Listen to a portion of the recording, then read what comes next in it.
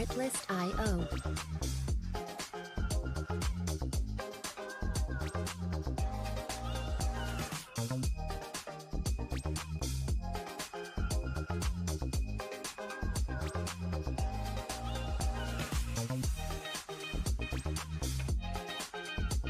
Music licensing reimagined.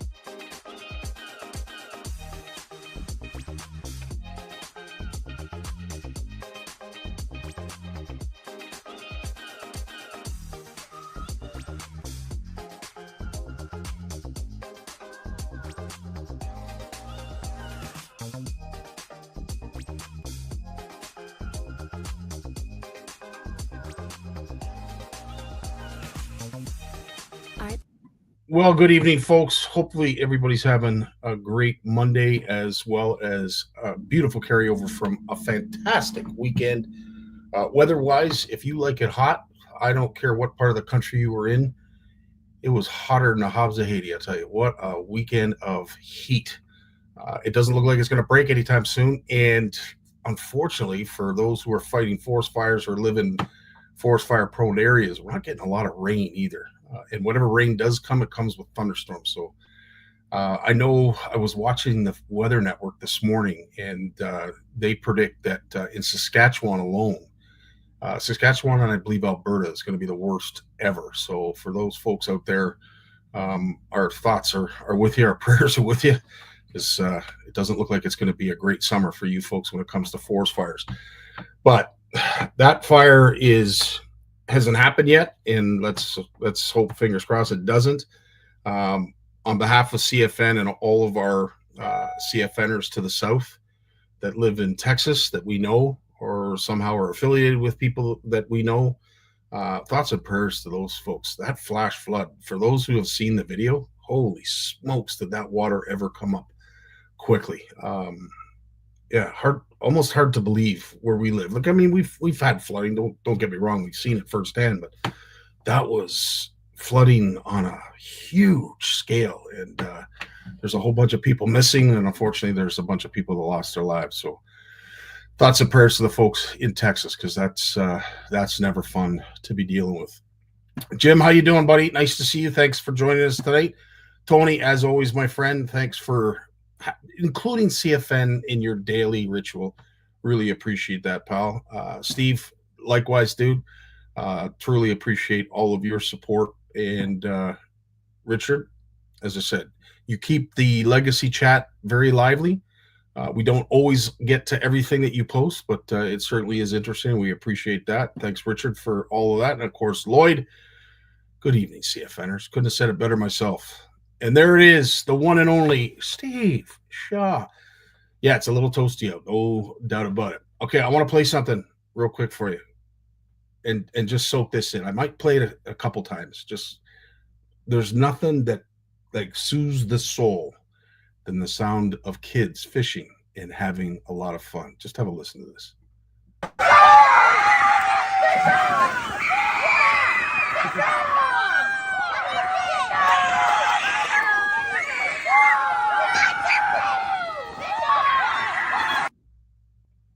Like, what a surprise. Love it. Absolutely love it. That is the coolest sound, and it hits the soul, man. Listening to kids have that kind of fun is the whole reason we do this. I'm not gonna lie. How you doing, Mike? Nice to see you, my friend. Long time no see, long time no chat. Hopefully the walleyes are hungry for you on Thursdays down in the Whiskey and Walleye Thursday night tournament. I'm going to miss you guys, unfortunately, this year. I apologize, but things are just too darn busy. But the reason, one of the reasons that it's busy, of course, is the CFN Fish-Off. And Mike's going to come on here right now to give us a few updates, as well as one that I have of my own.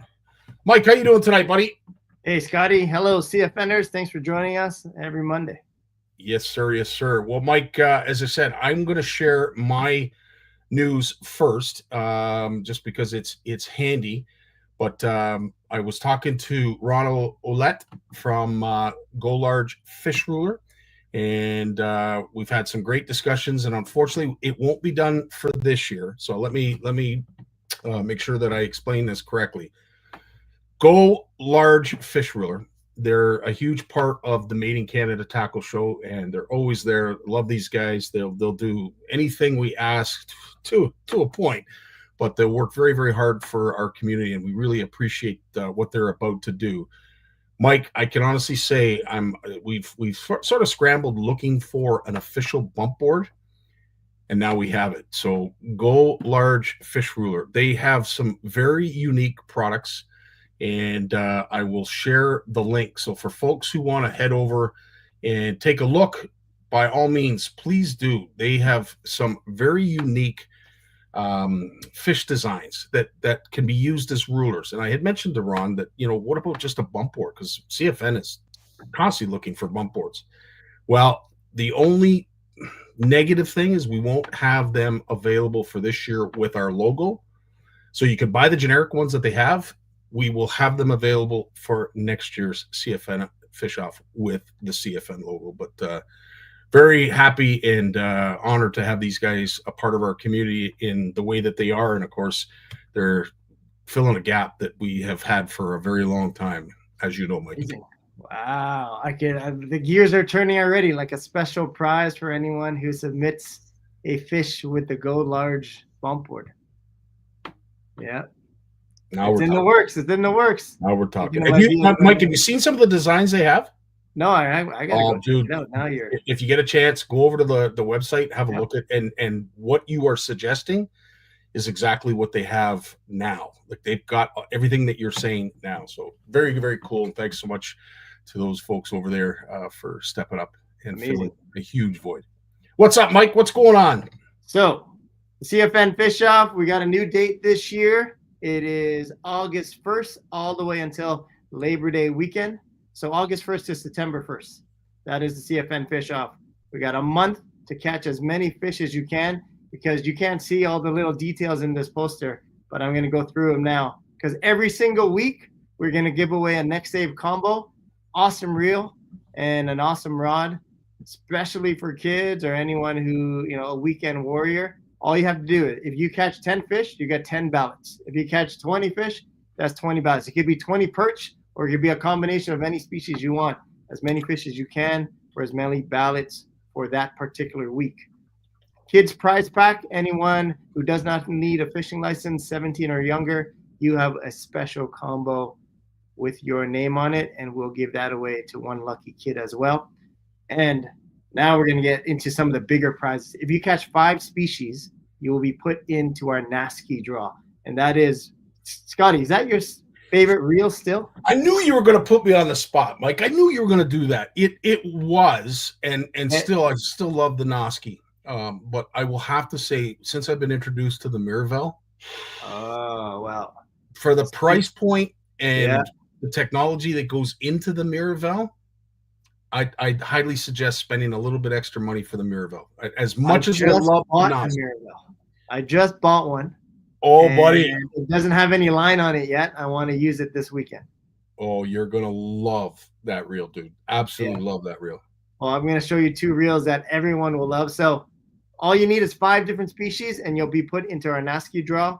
If you get 10 different species, you'll get 2 ballots into our NASCI draw, but 1 ballot into our Mirabelle draw. So that is a sexy reel, and I'm excited to use it this weekend. And this is actually my favorite reel right now.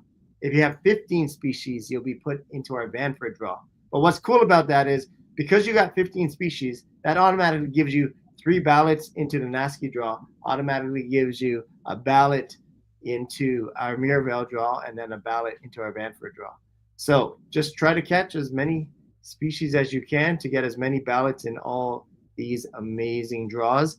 And then largest fish. If you catch the largest smallie, you'll get a ballot into our largest fish draw. If you catch the largest gar, you'll get a ballot. If you catch the largest crappie, you'll get a ballot. So you want to try to catch the largest fish in each species for as many ballots as you can, because we're going to give away another NASCI. And then hero shots, take a picture with the app, post it on the CFN Fish Off Facebook page, give you a ballot to win another NASCI. Our foot-long draw, any fish over 12 inches, you can get a Shimano combo. If you win that draw, and then we're going to give away a Vanford. And so all you have to do is have a video showing a Shimano product, post that on our Facebook page, and you will qualify for a Vanford.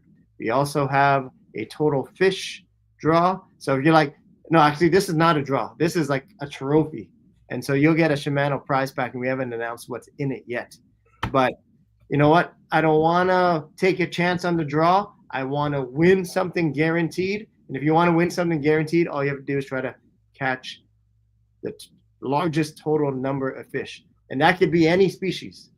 That could be 50 perch plus 30 crappie plus 20 bluegill. Like total fish, it doesn't matter as long as it is over 8 inches long. And then, of course, we have another Vanford, and this is total length across 10 species. And this one's not a draw. If you have the longest total length, you automatically win the Vanford. And come tournament time, August 1st, join Scotty and I every Tuesday, and we'll be doing our prize draws as well as answering any questions. And one more thing I want to share with everyone is, how do you register? So all you got to do is go to anglersatlas.com/events. Sorry, Mike. I screwed up there. Go ahead. So right here, you go to anglersatlas.com/events. Click the events tab, like so. Find the CFN fish off. And I haven't checked this in a couple of days. Last week, there were 100 people. And this week, Scotty, there's already 209 people registered. And if I scroll through, there's probably people on stream right now that see their name. So for the first 50, we have a draw. For the first 100, we have an early bird draw. And Scotty, we'll just have to pick a date when we want to do those draws. But there's already 209 people signed up, and it's nowhere close to August 1st. So sign up today. Right on. That is awesome to see, Mike. Absolutely awesome. 209 already registered. Woo! Right on, my friend. Well, we will have to come up with a date. You and I will have to discuss offline when that's going to be.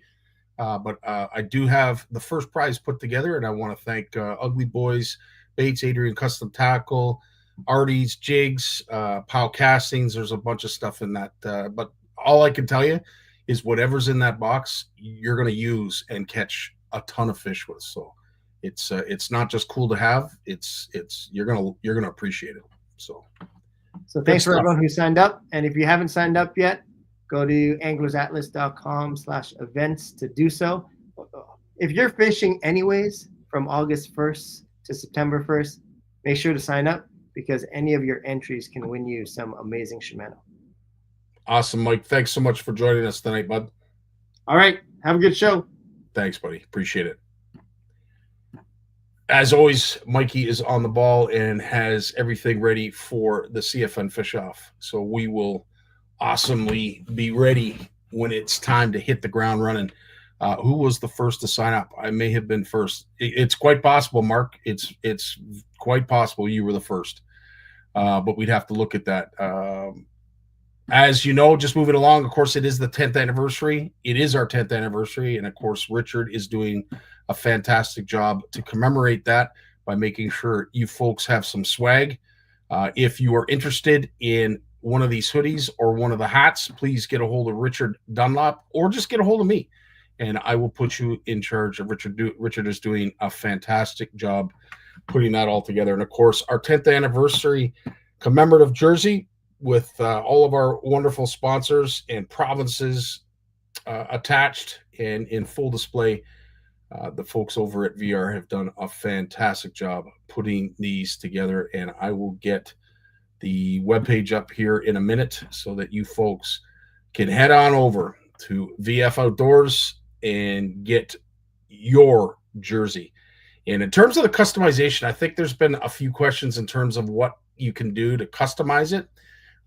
Unfortunately, because this is a limited edition jersey, there is very little customization, but Dan Coates will walk you through if, in fact, you want extended stuff, and obviously you're going to pay a little bit more to get it. But anything's possible with money, but with this being a commemorative jersey, it's very limited on what you can customize.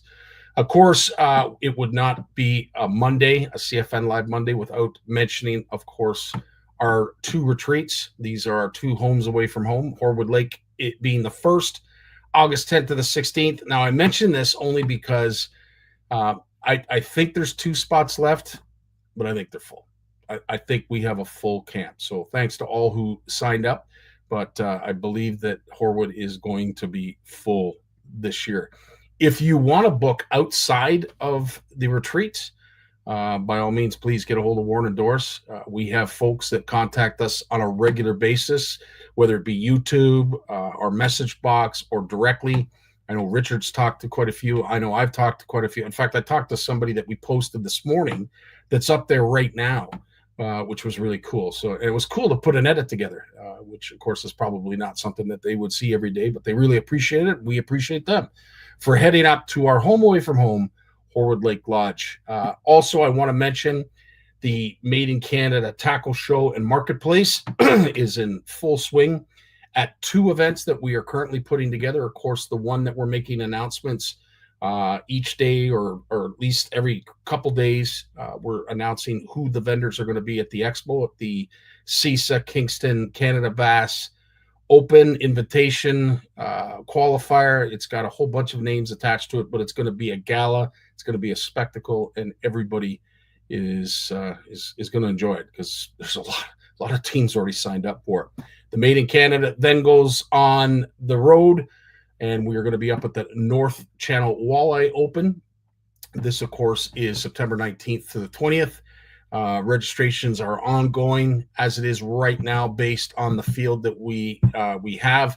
I think we're going to be close to the 43K. We just need a few more boats in order to make sure that we can establish that. But we're growing and we're getting there. So, folks, if you are interested in becoming a part of the expo up at the North Channel Walleye Open, please get a hold of me. We currently have a few folks already signed up that we're going to be mentioning in the coming weeks as well. And last but not least, of course, it is our 4th annual OFC Nation retreat at the wonderful Camp McIntosh. Really looking forward to getting up there. It is a typical Monster Monday, and we love to celebrate this day because of Camp McIntosh, because it allows us to take a little trip to Mac for only a minute. And there's a place that I've dreamed of, where I can free my mind. I hear the sounds of the season and lose all sense of time. Feels like we're in a dream, you know what I mean.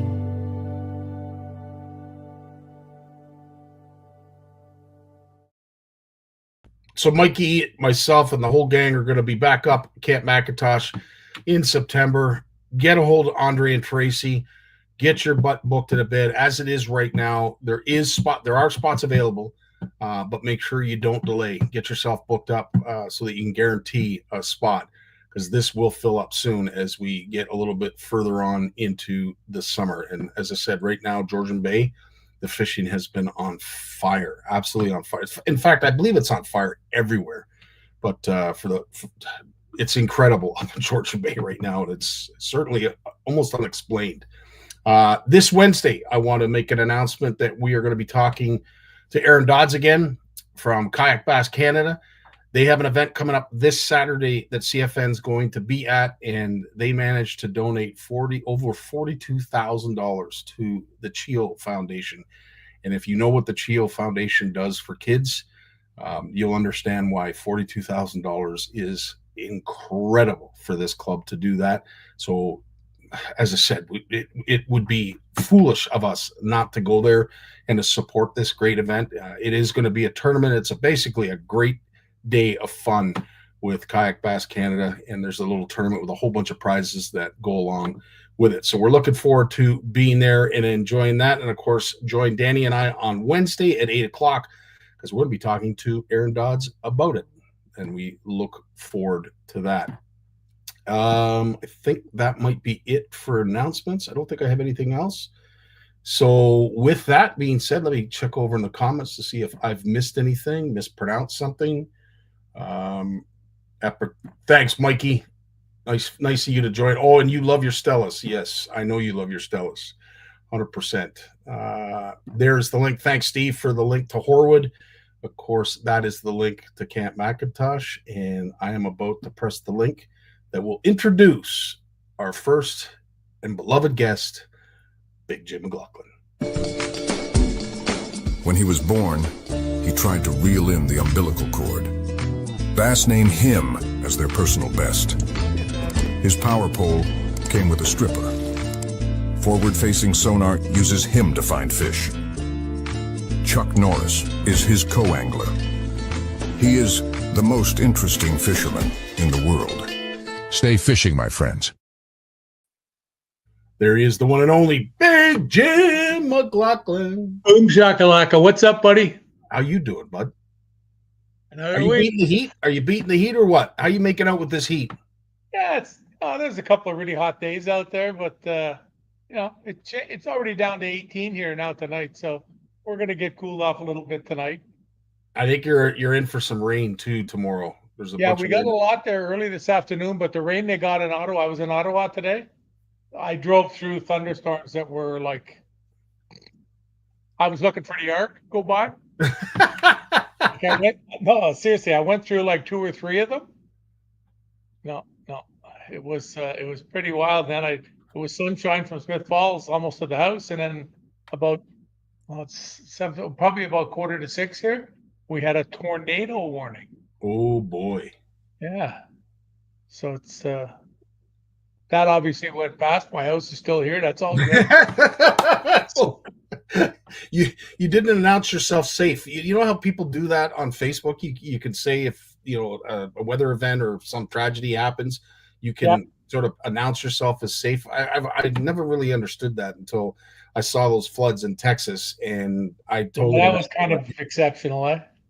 Dude, I don't even know what to say. I've been down all through there. I've been through like those floods almost as big in Tennessee the day after. It doesn't even make the news.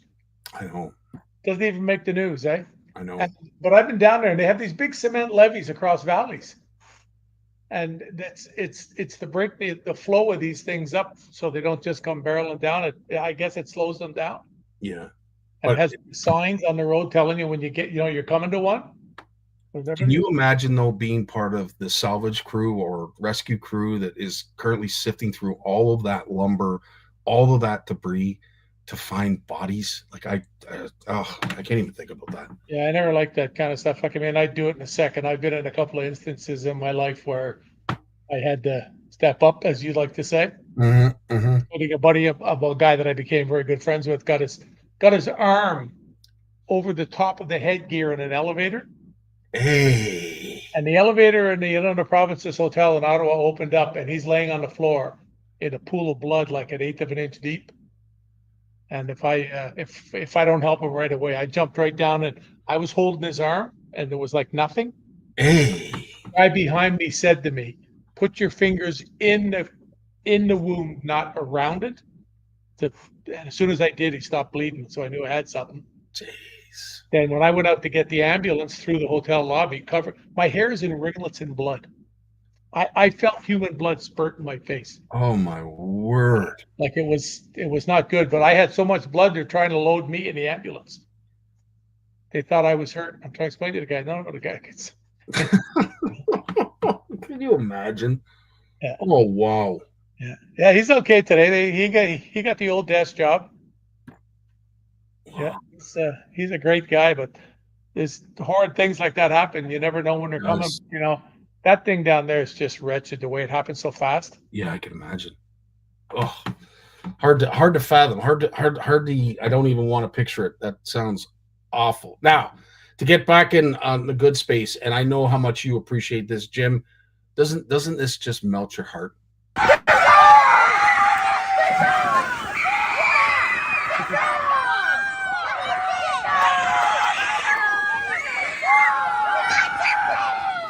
Well, there's my reason to give up kids' fishing events. My God, what a racket.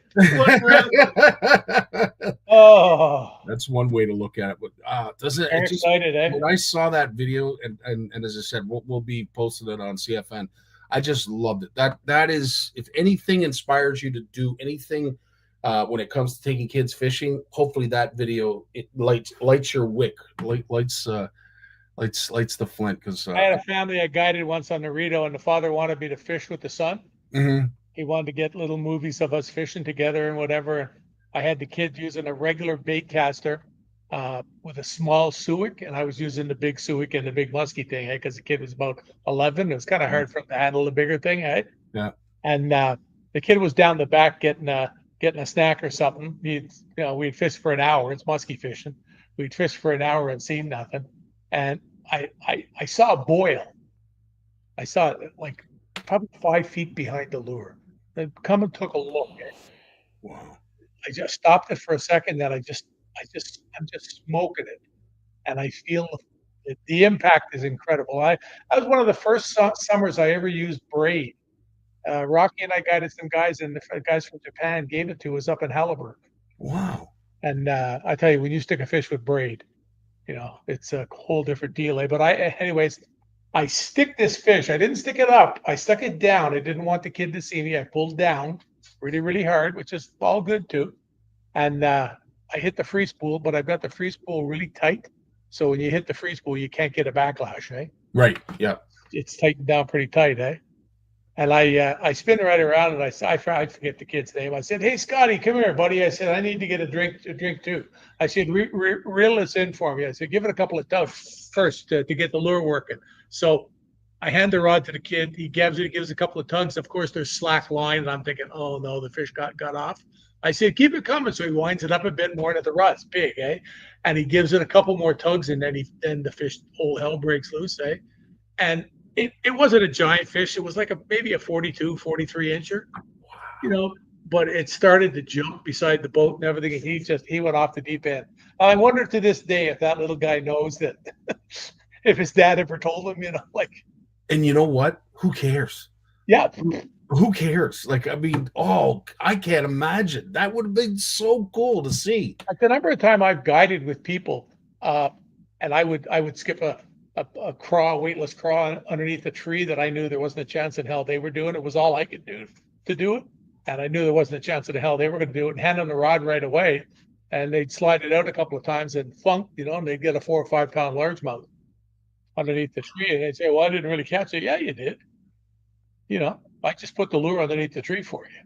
Unreal. You still had to set the hook and do everything else. It wasn't like when you're on a downrigger in a boat and it goes off and you hand the rod and you reel the fish in. It's not that type of thing, eh? But No, 100%. It's rewarding to see that kind of stuff, buddy. Oh, well, it's what's kept you in the game for this long. I mean, sometimes when we have our talks, I wonder, just because there are hills and valleys. But I'll tell you, when I saw that video, that just, oh man, it refreshed the heart. What's that? I thought they were fishing in the ocean, eh? Yeah, they were. Yeah, it was striper fishing. It's a club. I mean, there's a whole description on what it is. At the end of the day, just as I said, I don't care. They could be fishing for nothing for all but to see that kind of excitement, wow! I tell you. Speaking of excitement, I believe the Just Fishing online magazine is available now. Not yet. Oh, it's still in the works. Okay. No, it's done. It's done. It's just got to get uploaded. Right on. So we'll be looking. It's in the hands of a very competent person. Right on. Is she sitting right beside you? I was not the president. No. Okay. El Presidente. Oh, that's funny. Now, Jim, not to go into great detail because I know you've told this story a million times, but I still love hearing it. When the credit card showed up at the door at the exact time it needed to. Tell us a little bit about that story, because I have something that I wanted to share that we talked about before going live that I think is absolutely cool too. But you go first. I've had a really good year fishing. We're still living in the old farmhouse. I dug my way out of the hole, and I was at a point where I literally, if I wasn't guiding, we didn't have any money. Wow. It was that type of thing. It got to that point, but at least we weren't in a hole after the summer. I had some really good tournaments. I won some good money. And I mean, we just cashed the checks and paid debt with them. That's what we did. And I was sitting in the boat in the laneway, and I wasn't going to go to the Classic Cup in Aurelia because I didn't have the money to pay for the hotel or the gas. And I didn't want to sleep in the car or the truck. I didn't, I just did not want to bring it to that. I was exhausted already. I'd just done like 5 or 6 days of guiding and paid the mortgage and everything else. And I'm sitting there and I'm saying to myself, like, I'm really having second guessing. I'm like literally half an hour away from going in the house and telling Tammy, look, I'm going to get a job with the guys knocking in stop signs for the township. Yep. It's a good living. You'll make a good buck. You'll have a pension. It's what it is, eh? And geez, I should have done that. I'd be retired now, sitting in a lawn chair. Okay, that's not exactly where I thought this story was going to go. No. So, anyways, I'm sitting there, and here comes the mail. I run over and get the mail, and I jump in the boat and check from Northland Tackle. That was good for the Rads. And then there's an envelope there, and it's a TD Bank envelope. And I open it up in the boat and look at it, and I open up the credit card with I think it was $1,500 or $1,800 balance on it. And I thought to myself, why did I get this? Like, then I remember, I'm thinking, I thought to myself, the way they used to walk around at the sportsman show and ask you with the clipboard, would you like to sign? I did that. And here it was like 5 months later, the friggin' thing shows up in the mail. So I get that, and I got some other stuff, and I slid out of the boat and went into the house, and I told Tabby, I said, look at this, I got a credit card. Yeah, it was $1,800. I said, look at this, I got a credit card in the mail for $1,800. And I had already told her I wasn't going to go to the Classic. I just didn't know what was going on. And she looked at me and she said to me, when does the Classic start? And I said, Friday. This is Tuesday. And she said, then you better get your stuff packed, eh? Wow. And $85,000 later, here we are today, or else. Jeez, man. Gives you goosebumps listening to stories. Stuff happens for a reason, A freaking men, dude. Stuff happens for a reason. Now, as cool as that story, I love hearing that story. Thanks, Jim, for sharing. I love the detail. It's probably one of the best ones of my career. There's a lot of fishing ones out there, Yeah. but that because it was the thing that just promoted the whole thing to blow up and happen. Well, and that's the span where in the span of like 5 weeks, I won like 130 grand or 27, whatever the hell it was. I don't remember now, but it was a small fortune. I could not do any wrong.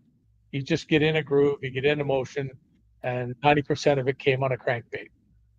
That's incredible. So, love that story. That's why I like crankbaits. Yeah, it's paved the way to that trophy case that you have in the back. There's no doubt about that. I want to share a really cool story that I have never heard this before. I know before we went live, Jay, he just blurted out all the details like he had read it yesterday when I did or saw it. But I want to share this really cool story. And for those who have heard it, forgive me for wasting your time, but it's worth hearing again. Ryan Kirchhoff went to the Bassmaster Classic by qualifying through the Bass Nation, which means you have to go through regionals or states, regionals, and then the national event. Mm-hmm. He made the Classic that way, extremely hard, finished dead last, but was stoked as hell that he was there. Qualified the same way the next year and won the Classic on a worm he found floating in the lake. Yes, sir. I mean, he might be the GOAT. What an incredible story. Yep, you can't beat that. It's No. What an incredible story. A worm that was floating in the lake.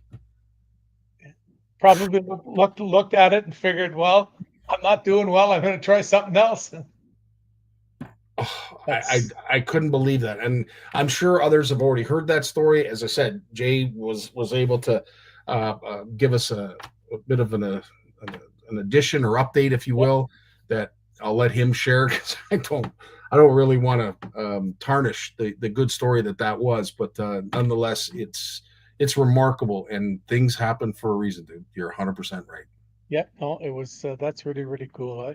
I know a guy that went into a marina in the States fishing one of the opens.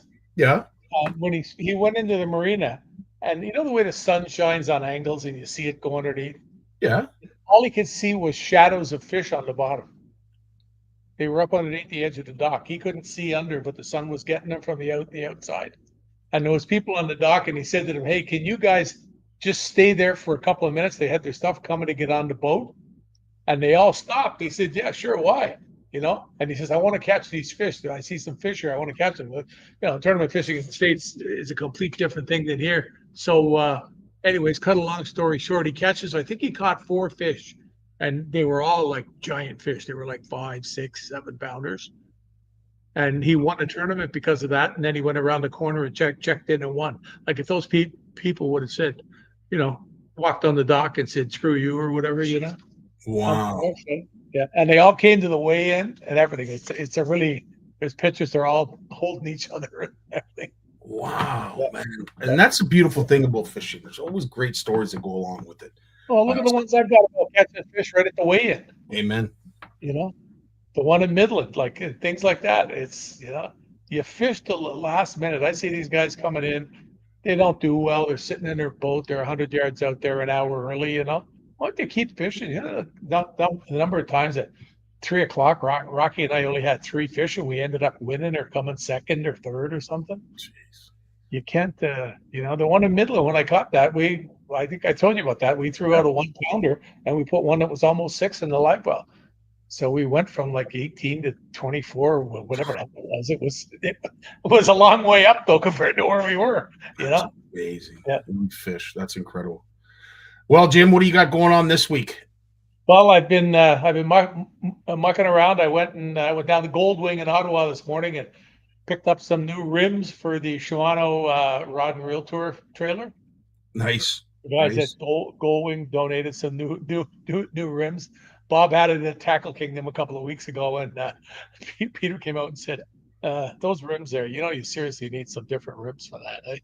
Eh? So Bob was busy, so I picked them up there. I'll drop them off on Thursday when I go to Toronto. Cool. But I'll be waiting for the paper to get done. I had a few more orders and stuff I filled out, and I got out there, and I'm gonna try to get out fishing one day this week. I've got I have something on Wednesday. I gotta go to the doctor Wednesday, just quick though, just to get some prescriptions done. But that takes a half a day when you got to go to Ottawa. Yeah. They fill so many prescriptions, and then there comes a point where they say, "Look, can you come in and see me?" I mean, it's the same prescriptions you've had for a couple of 5 years. That's what it is. That's awesome. Well, dude, as always, we wish you safe travels. I'll tell you, the fish out the back, I'm totally not friends with them anymore. Really? I don't know what I'm doing wrong. Wow. I've been out there fishing. I've really got into fishing with these. It's a company called Bellows, but everybody's knocked them off now. Yeah. Okay. Now that's Mike Nabulsi from Water Wolf and Bass Magnet. He's there. He loaded me up with those good. And then our buddy Peter Cito, he's got his own line of baits now that he's put out there.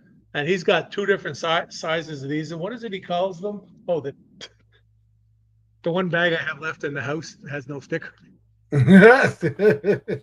He's got these, but it's Cito baits. And they're like the coolest little things.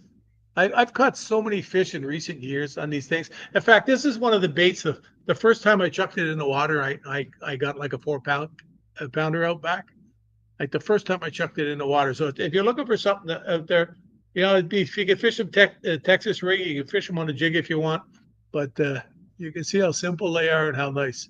Cool. That is awesome stuff. Yeah. Really, really good stuff. I'll try and put in a good word for you, Jim. You know, I'm sure there's something that we can negotiate. Maybe Trump got to them. Who knows? He signed the order, and I saw them all leaving. Exactly. Yeah. Dude, have yourself a great week. We look forward to seeing you. Be safe out there, right? Yeah, exactly. Stay cool, stay safe, and all the above. 100%. Oh, drink lots of water. Amen, brother.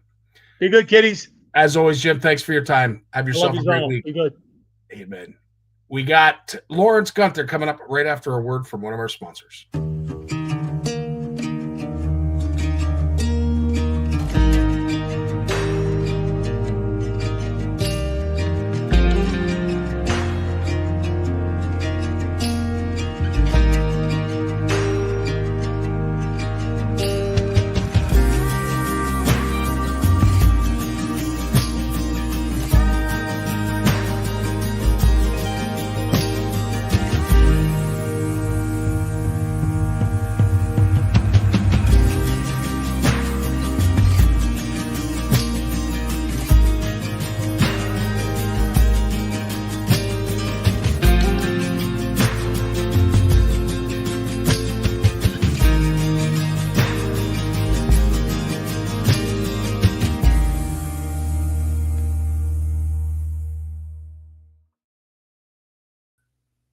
There he is, Lawrence Gunther from Bluefish Canada, Bluefish Radio. It's so nice to have you.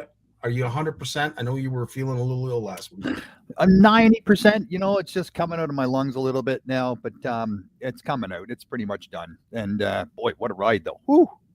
What was it? Was it just a cold? It was really Yeah, bad. cold. Went into the chest though. When it was into the chest, I had a couple of days where I was having a fever, sweating it out, and then it broke up, and then after it breaks up, it's just a matter of getting it out, right? So there you go. It's just a snotty fest, man. It's nasty.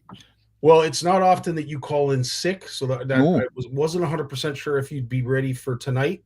I certainly didn't want to push you, but as you got my fisherman friends here, and I, in addition to you guys, got my little fisherman friends. They do help, man. They may not taste the greatest, but they work, as they say. I know that's a different product, but yeah, they work.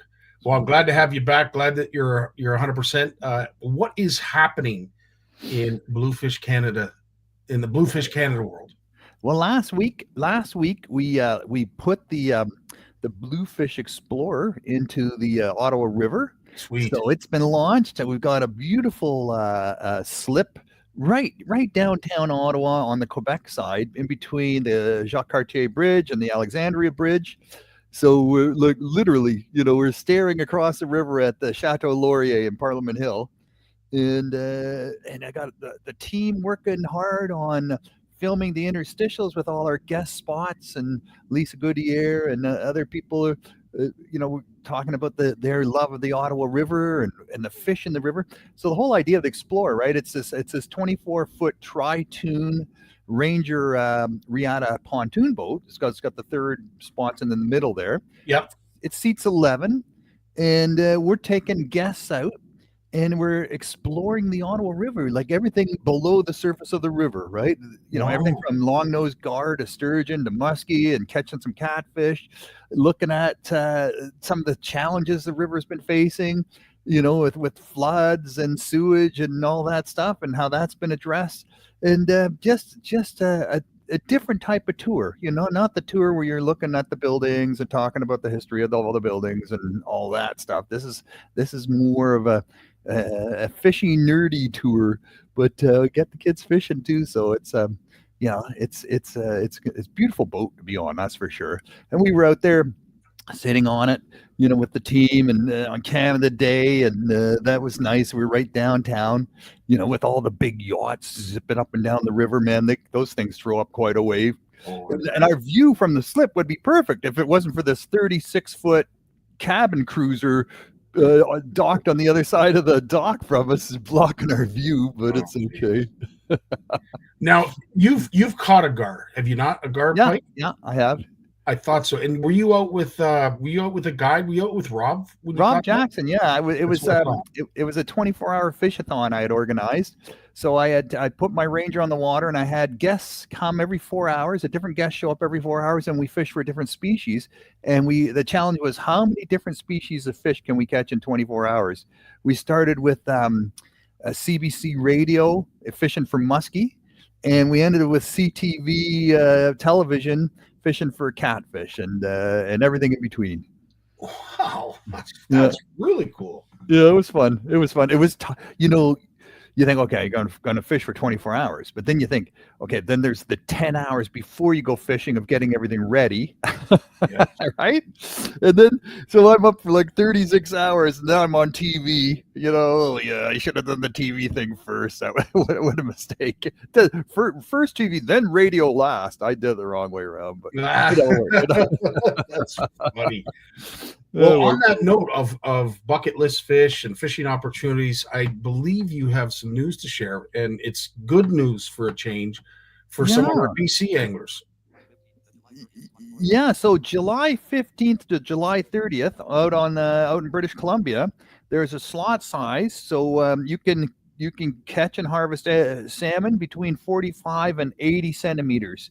That's the slot for the salmon and then August 1st to December 31st, you can keep 2 salmon and 2 Chinook, any size. So that's pretty great, eh? Like we were talking, 2 weeks ago, we were talking, remember about, the fear that they were going to shut things down big time. Yes. I think the message got out. And I think the government DFO said, you know what, let's go in a different direction here. And so everyone's pretty happy out west, with the, starting August 1st, you can catch keep 2 salmon, any size, any Chinook. So that's fantastic news. What a 180 though. Like from the last time that you were on, we were talking about, of course, the orcas and the need to make sure that they have food. So, some areas of the fishery were going to be shut down for that reason. Plus there was other concerns about not having good spawns and good returns to now this. Yeah. Like, what a 180. Holy smokes. I know. And I think the science prevailed in the end. They've got some good numbers of some returns happening, and they know, the fishermen, the fishers out there, the anglers are going to do it the right way. They're not going to be fishing on top of the resident orcas in the south there. They're going to give them their space. And I think they realize, this is too big of it's too important of a part of this tourism sector that British Columbia is building, to break away from some of these extractive industries like forestry and mining and things like that.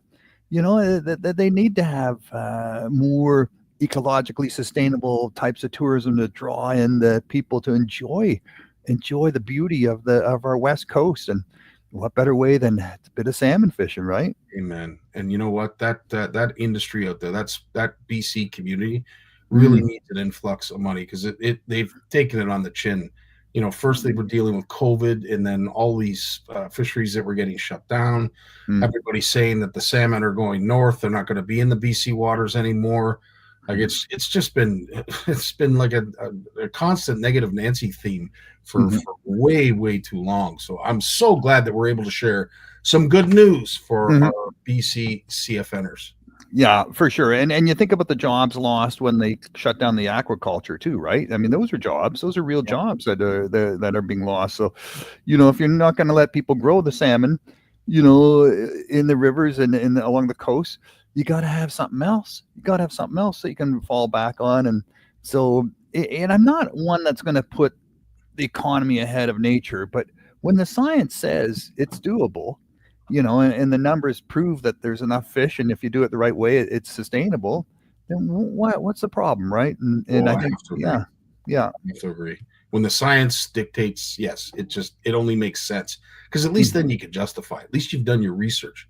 But when you make a move or make a decision and there's no science behind it, it unfortunately gets picked apart pretty quickly.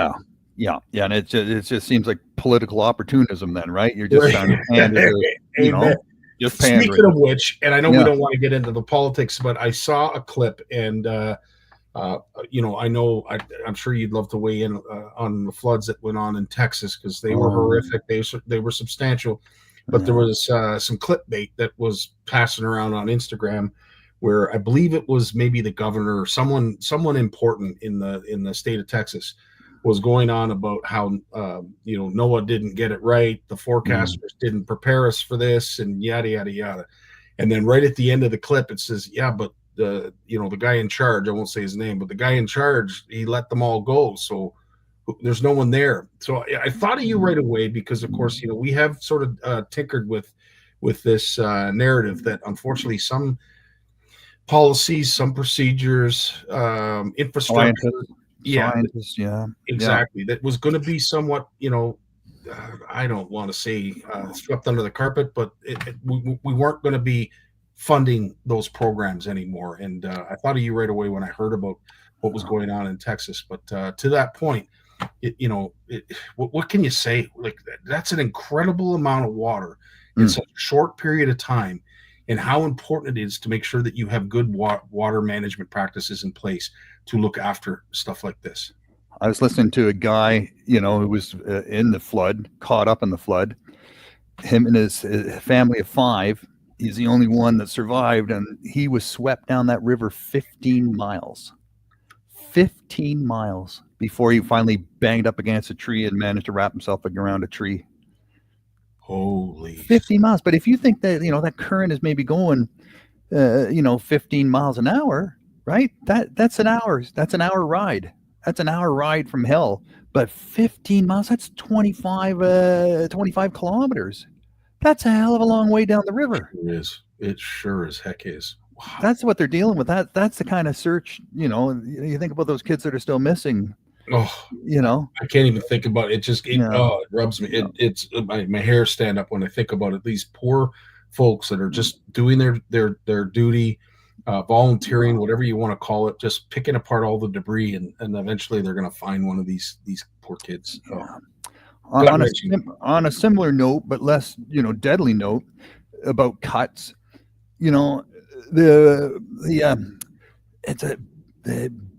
for Fishing and Boating Foundation in the United States, they get and they have a tax. So if you buy fishing equipment, there's a tax on a small tax on the fishing equipment you buy, and that money is supposed to go back to promote fishing, right, and conservation.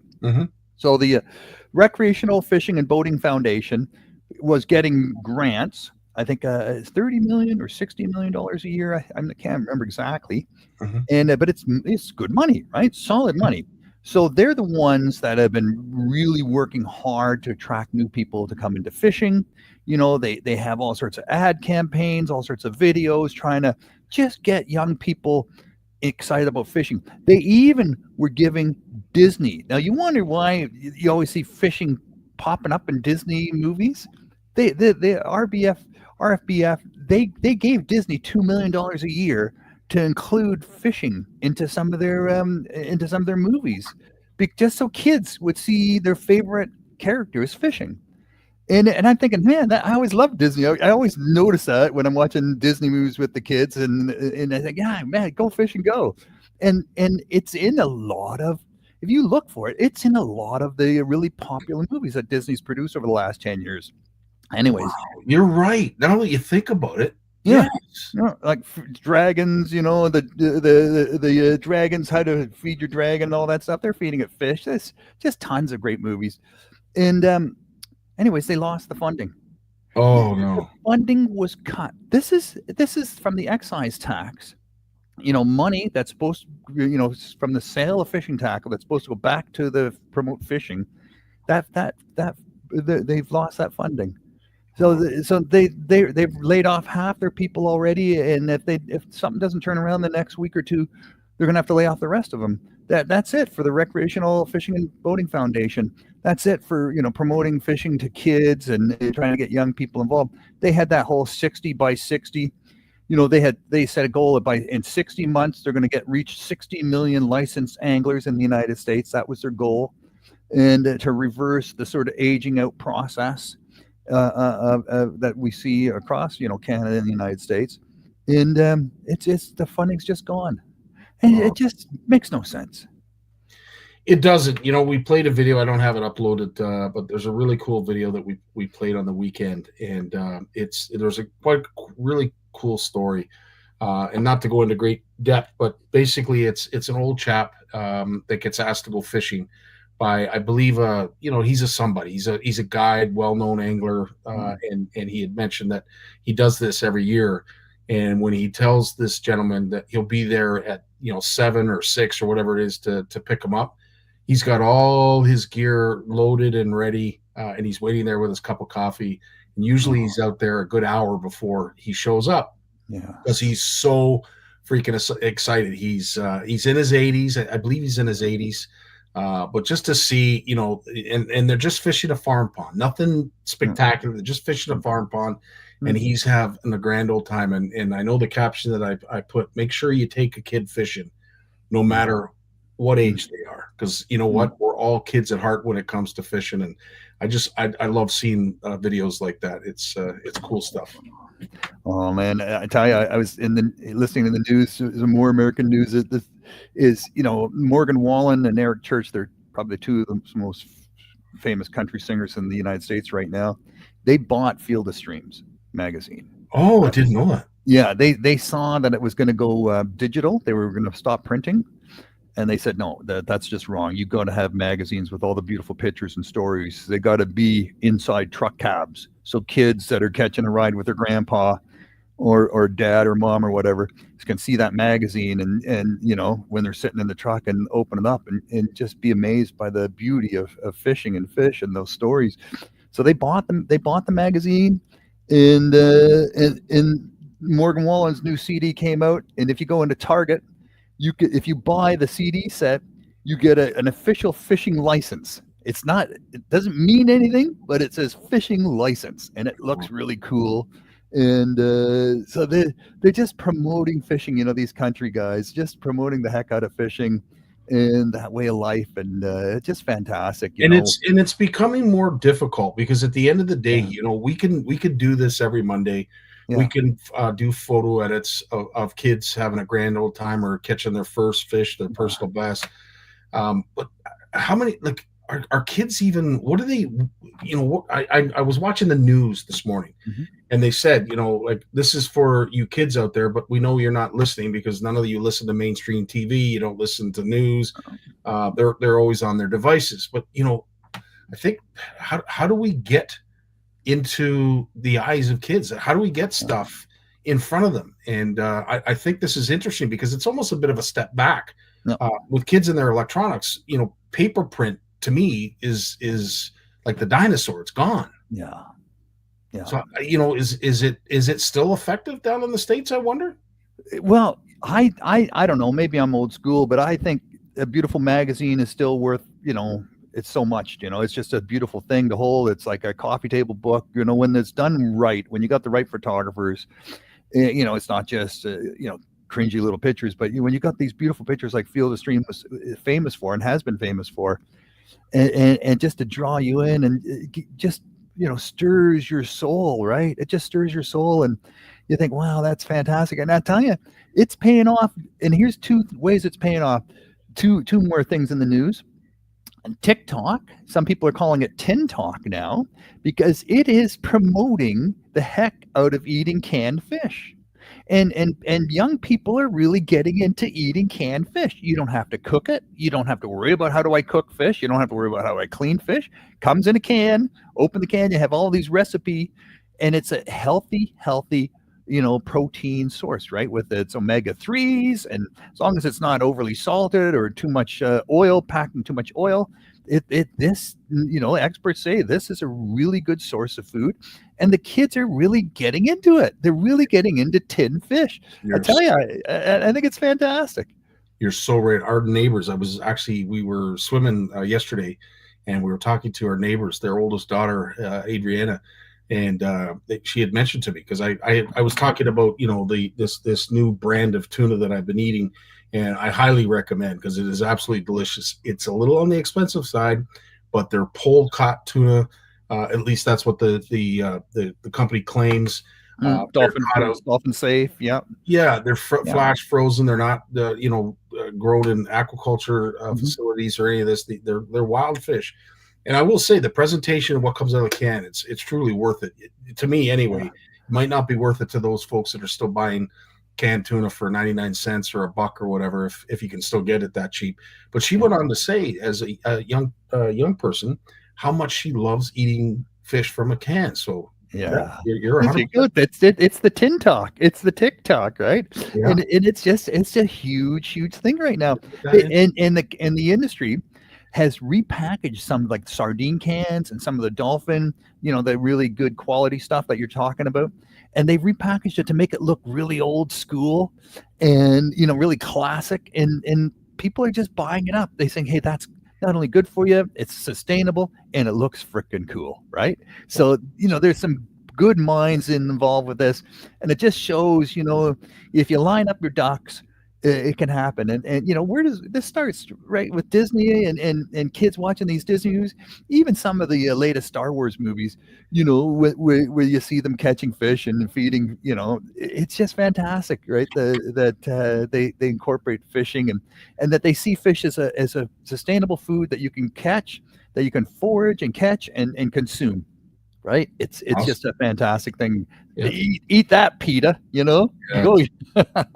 So and to your point, with all that propaganda that's out there from our folks from PETA, and of course, now we're seeing cuts that are being made to not expose kids at a very young age to fishing. You know, what do we do?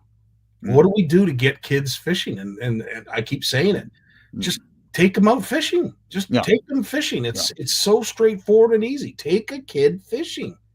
Here's the other bit of news that from the side of fashion, my friend, the big fashion trend over the last 6 months or so has been fishing. Is fish clothes. You know, and more sort of the traditional commercial fishing with the fishnet sweaters and the boots and some of the hats, and it's super popular. This is all the rage now on the fashion runways and in the fashion industry. It's the fishing look. I'm a fisher. Are you making this up? No shit, man. Is this true? Oh yeah. So fishing is coming back on many fronts, like art, food, you know, Disney. Look, it's popping up all over the place, and in good ways. Now, yeah, we're not out of trouble yet, but look, the United States has done a fantastic job turning their commercial fishing industry around and creating all sorts of sustainable fishing opportunities. We're doing it up here in Canada. We're getting on top of things. We're creating sustainable fishing, you know, thanks to Ocean Wise, Marine Stewardship Council, organizations like that promote, you know, sustainable choices and things like that. So yeah, people want to eat wild and they want to eat healthy. And fish we're told by everyone, fish is healthy. Fish is a healthy food choice. So people say, okay, where do I get it? And it's okay to eat it. And you know what? I love to catch it, and I'm going to actually dress up and look like an old school fisher person as well. That is so cool. That's becoming a fad. I love it, man. That's awesome. So we're going to see more what we used to call them kids Wiccan dinner jackets. You know, the plaid jackets. So you're going to see a lot more of those. Yeah. Funky fishing hats are going to take center stage, and you're saying it's on the catwalks of some of these high. Yeah, in New York City, Paris, you know, the big fashion runways, you're seeing this fish fashion. Like no one's going down the runway in waders and you know, a fishing vest. But I have a fisherman knit sweater. I've always owned a fisherman knit sweater. They're my favorite sweaters. You know, they breathe. They're wool. You know, I love it. I love the feel of it. And did you know that in Ireland and Scotland, that even in the east coast of Canada, that each community and each wife had of a fisherman had a specific stitch that they used to knit those fisherman sweaters, and that way, if the body if the boat went down and the body washed up on shore, and you know, if your body's been floating around the ocean for 2 or 3 or 4 weeks, washes up on shore, there's not a lot there to, you know, do a visual identification of, yeah, that's my husband. But the sweater and all the other women knew everyone else's knit. Everyone knew those different special knits that every woman did, and they could identify their dad as. Are you serious? Yeah. So there's a lot to these fisherman knit sweaters, right? Well, yeah, and I knew there was yes, but I didn't realize they use them like dog tags. That's incredible. Yeah. Wow. It's amazing. And it's just amazing. You know, they did like even every seventh, you know, knit, they drop it or something, you know, and make a little mistake there, and they repeat that mistake, and that's how they sign their sweaters. This is my husband. This guy belongs to me. Wow. You know. So, you know, there's a whole history. It goes way back, right? Goes way back. And I remember, you know, years ago when I was talking about fishers and anglers, and people were giving me a hard time saying, Lawrence, what the heck's a fisher? Like, you know, you mean fisherman? I said, no, fishers. I said, well, who the hell talks a fisher?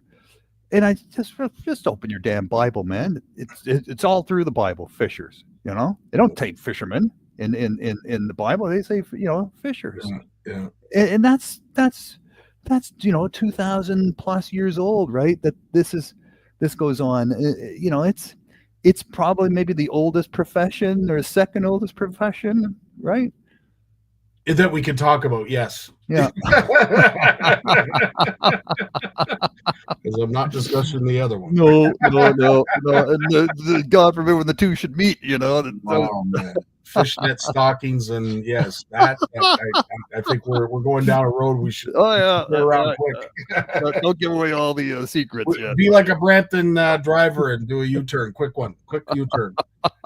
Oh man, I tell you, that's funny. What else is going on, dude? That's a wealth. I really appreciate you sharing that. I didn't know that about the knitting. That's incredible. Yeah. I was really like just wow, like when I heard that, and you think, well, these women love their husbands, but there's also it's the most deadly profession in the world, right? Boats sink, people die. And you don't see that in any other industry. You don't see that in construction. Yeah, you hear about the odd construction accident, and construction is a very dangerous profession. There's no doubt about it. Yeah. But in terms of number of deaths per capita, in terms of how many people are working in the industry, fishing is by far, the professional fishing is by far the most deadliest profession in the world. So these women, their men are going out to sea and often not coming back. And speaking on that note, I didn't mean to cut you off, but on that note, we had a video that was played in our Legacy group chat. I think Richard posted it this morning, and it was a gentleman who was out in a kayak on the ocean, and he was going on as he was paddling, like ridiculous waves. I don't know how high they were, but let's say they're 4 or 5 feet high. No, and he'd go up one, down another, and he'd just say, I know, my followers are going to be chirping me right now, but he says, I'm calling it. I'm not going out any further. I don't know where these waves are coming from, and it doesn't look like they're going to stop anytime soon. And he was worried about getting chirped. I'm like, dude, like, first of all, being out on a piece of plastic in the middle of the ocean is not my idea of fun, especially when you see all these incredible videos of sharks and whales and everything else. Like, dude, the last thing I want to be strapped to is a piece of plastic out in the middle of the ocean. Mm-hmm. No, thank you. No, for those who do it, all the power to it. God bless you, and hopefully you nothing ever tragically happens to you. But no thanks, man. Wow. And kayaks don't float. Like when they fill with water, they just sink. There's no flotation built into fishing kayaks. I would like to think if you're going out on the ocean, you're blowing foam in some of your compartments.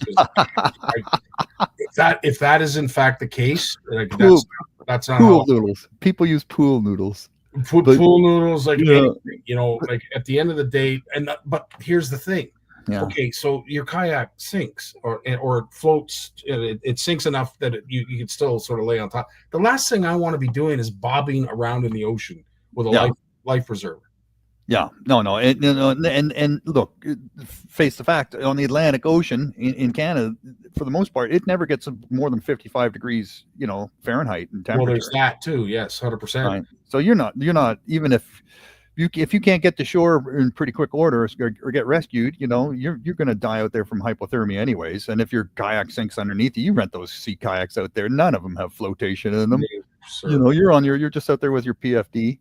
100%. But and I remember, I was sea kayaking off the coast of Cape Breton with some friends, and we were what they call just running the waves in to shore. You just get on the face of a wave and you paddle and you just get on that face and just ride it right in. Yeah. And I love it because I can hear the waves ahead of me on breaking on the shore, so I know exactly which way to point my boat.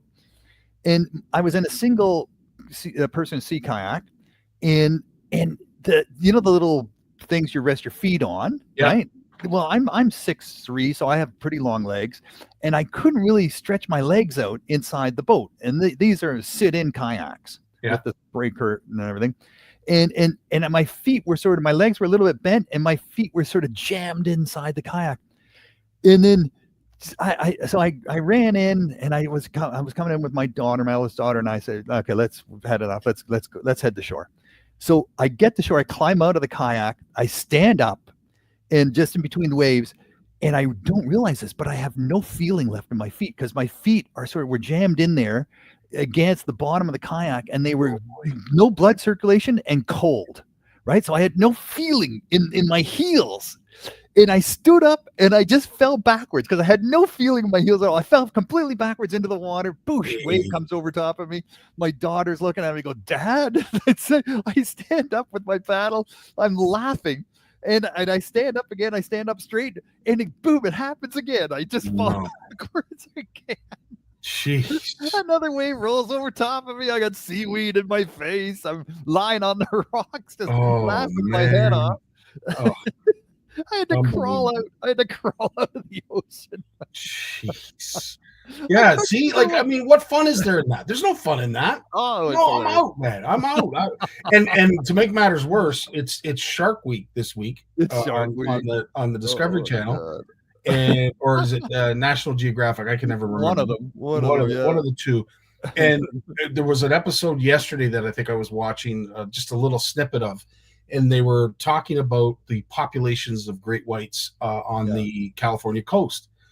And there's been two sort of groups, gangs, I think is what they clans. I'm not sure what they call them when it comes to the sharks, but anyway, they found yet another one that they're not sure of the number, but it's like it's to the moon in terms of the numbers of great whites that they're starting to cite. And I'm like, yes, and there's people out there on kayaks, there's people out there on surfboards. Yeah. Like, no, man, no. Hey, let's go look at the seal colony. Yeah. Unbelievable. Crazy. I used to fish for cod with those hand lines back, before they closed the season, before they closed it in 1992. I did that in the summertime. Yeah. That's one thing I could do, make money. That was before talking computers and things like that. So I didn't have a lot of options as a blind person. And so that was one, is just hand lining for cod on these wooden dories. So it was a teacher and his father. His father was 80 and this teacher was probably 55. And they built these 30-foot wooden dories, put a V8 in the front, and it's got a VHF radio and a compass, and that's it. You go out, and I remember, they didn't like taking people out because they get sick and then they have to turn around and bring them back. But I told them, no, not going to happen. So I became crew, and I got 10% of the cut of the take.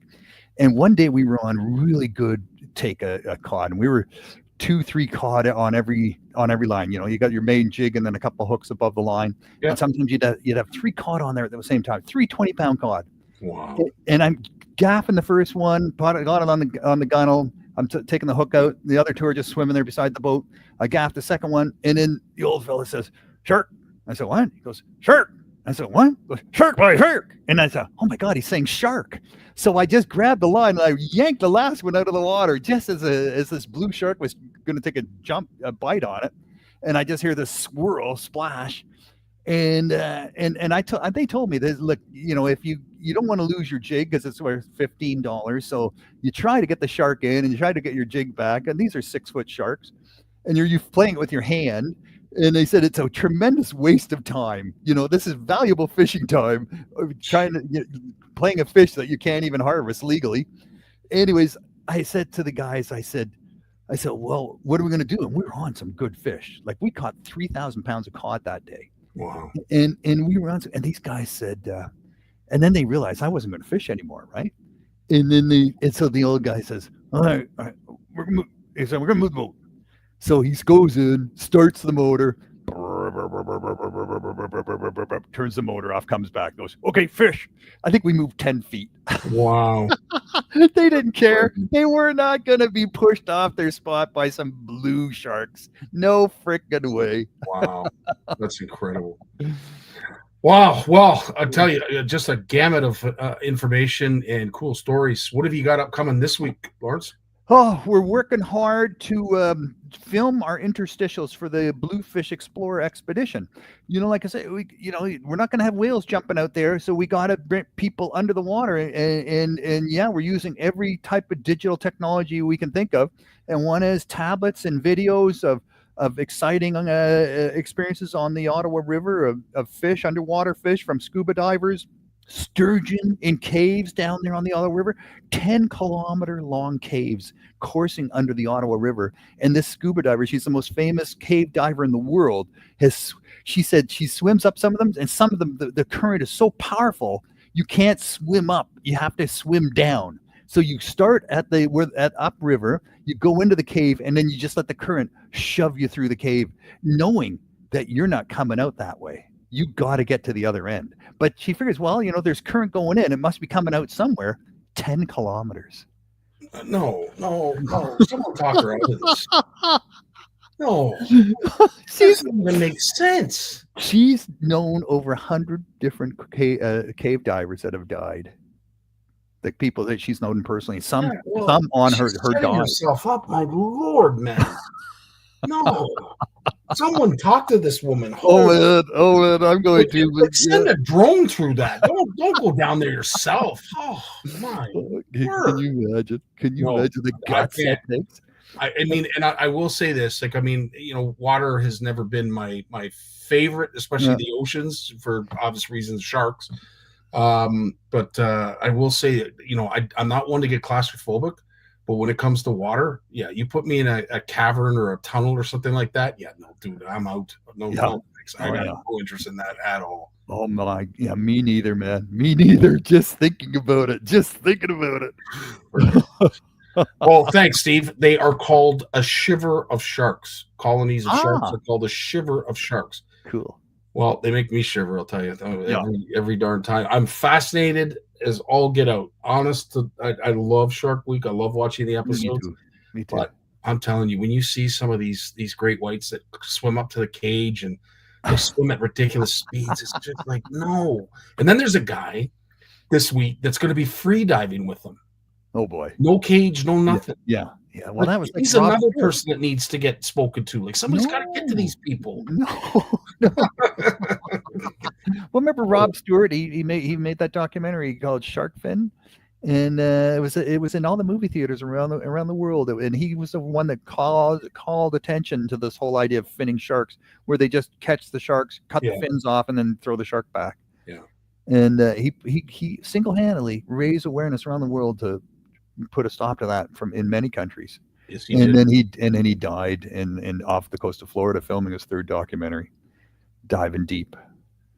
And some have said that perhaps he came across one of his many fans, which had fins. That's as the story goes. But again, we don't know, and we don't want to speculate because at the end of the day, we lost someone that did an awful lot. A Canadian hero, man. Canadian hero. Yeah. Incredible.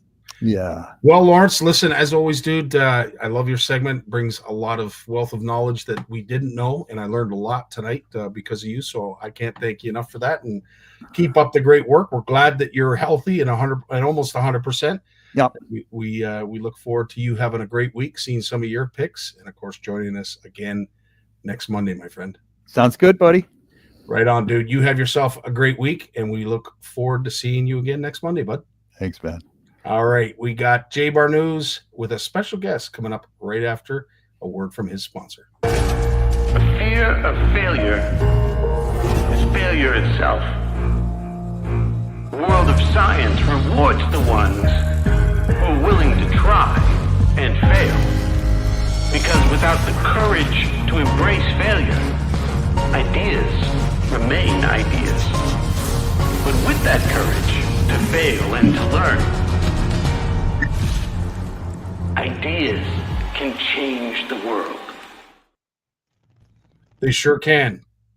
Jay, there was a lot of topics that were discussed leading up to your segment. So I want to first say hello. It's always a pleasure to see you. Hey, buddy. Back on the road again, so I can only imagine the work that you're doing in this heat, and I so hope you're staying hydrated. I'm down another 3 pounds, buddy, just so you know. Literally. Is this going to become boot camp? I got to come back and work with you to lose some weight. Is that what it's come to? Yeah, it's I was actually asked the other day, I'm like, when are you going to stop? I said, I don't know. I said, it's kind of just, dude, now that I've got this, so I'll tell everyone out there, like I've gone to, at Christmas time, I started actually counting my calories. Like I literally have an app, I track my calories. Once I figured that out, dude, I can control it. Like I can literally and I eat what I want, dude. Like last week I was fishing every day with Trevor. We were fishing till 10 o'clock every night. I had A&W 3 nights in a row. Still dropped 2 pounds last week. Like where you really see it, and my mom says it all the time too. You see it in Yeah. your face. That's where Yeah. you recognize it right away that you've Yeah. lost weight. That's dude. Again, Yeah. I'm so But- happy but for the- you, proud of you. It's But the incredible. kayak fishing, it's the fishing that's been a big help of it. I'm telling you, it is. Like, so if you know this stuff, man, and it's not easy to do. I'm not saying this is easy. This took the trial and error for 2 years. You just got to eat in a calorie deficit. But when you add exercise to that, like you don't have to eat that much in a deficit. You can't outwork a bad diet. But dude, pedaling a kayak around for 10 hours, 4 days in a row, if you're not losing weight, you're doing something wrong, man. Like that's the thing. So no, it was good.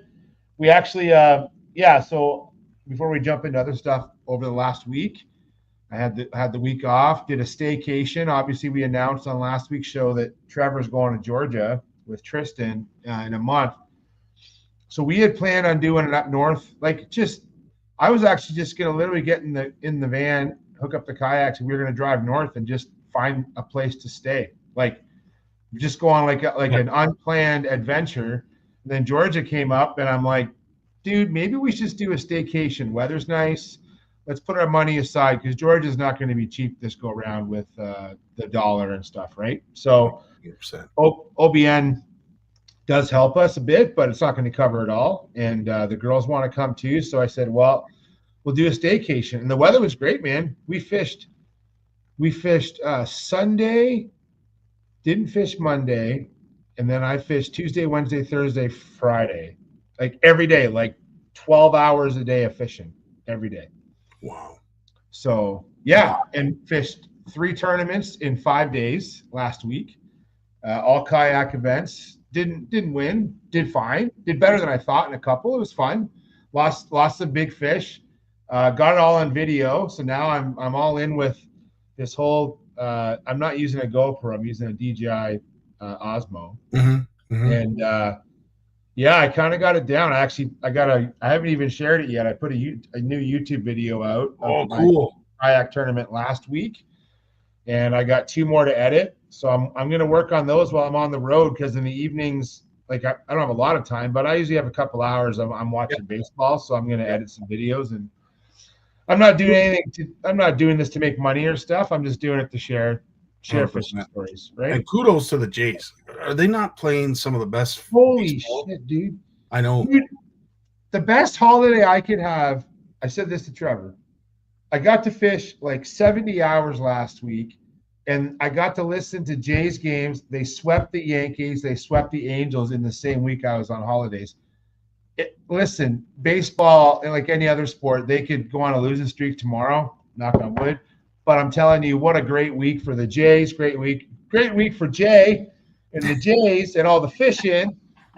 So, yeah, it was probably the best staycation I've had. I actually enjoy the staycations. I said it in one of my posts. I'm spoiled to live where I live, and I forget sometimes how nice it is where I live.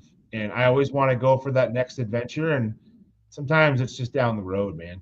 So, yeah. I will say, to your point, Mike Dakin, who was on here a little earlier, I'm not sure if Mike's still watching, but all I keep hearing is Lake Erie is just on fire for walleye right now. It's lights out good. Like there's so much happening right now.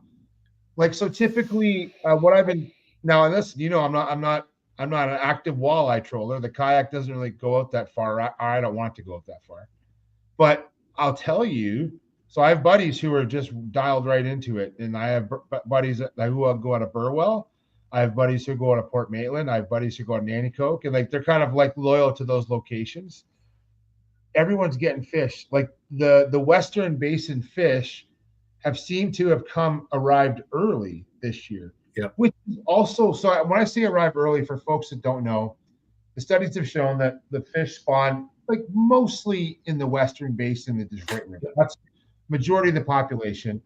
And then as the lake warms in the summer, there's a good number of those fish that go, I'm going to go this way so the camera. So go from the West Basin in the east and the west end, and they'll migrate basically down the lake to a point, and then they'll head back. They may not get us, like some of them will go all the way to Buffalo, but majority of them kind of hit Long Point, kind of go around the point a bit, and then they kind of bail and head back home.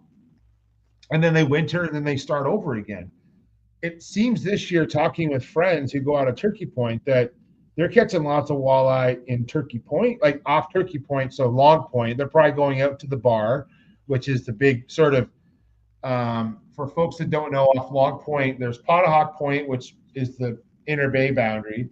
Then if you go out, there's Bluffs Bar, and there's called the Elbow, and the Elbow kind of runs north of Bluffs Bar. And then, so it's not the tip of Long Point, it's about 2/3 of the way out. It's about 75 feet of water. It's called the Elbow. And they're already getting them at the Elbow. And like, guys, people have to realize, and anglers, if you're listening, buddies of mine are going out there basically just dragging worm harnesses. That's all they're doing. Like, they're dragging worm harnesses and inline weights to get the worm harnesses down. They're not going out there with too much gear. Like, it's actually incredible. And the average size, when Mark comes on, I was chatting with Mark. I won't take it away from Mark because Mark will give you a great Erie update. Just these year classes are just getting bigger, right? So not as many, so lots of fish are still being caught. Not as many, let's say, as last year, but the average size has gone up. So the quality of fish, but there's still lots of quality. Like, there's still lots of numbers of quality fish now. It's amazing. It's amazing. So and some have suggested that because the perch population is starting, it's not as good in the western basin as it once was, that they're starting to spread out throughout the lake to look for those perch schools. Yeah, and that could be. I'm curious I always love the New York DEC data they put out. They have such a great long-term data set, and I realize that's pretty much just Eastern Basin data. But what I love about their data set is that it shows us those trends, like the hatch trends, the recruitment trends, like average size trends, and they have these 30-year, 40-year trends, and it really tells us the true story. Now, we won't see that data. Even last year's data just came out like in the spring, and so whatever's happening right now, we won't know the answer until, like, unfortunately, 8 months from now. Mm-hmm.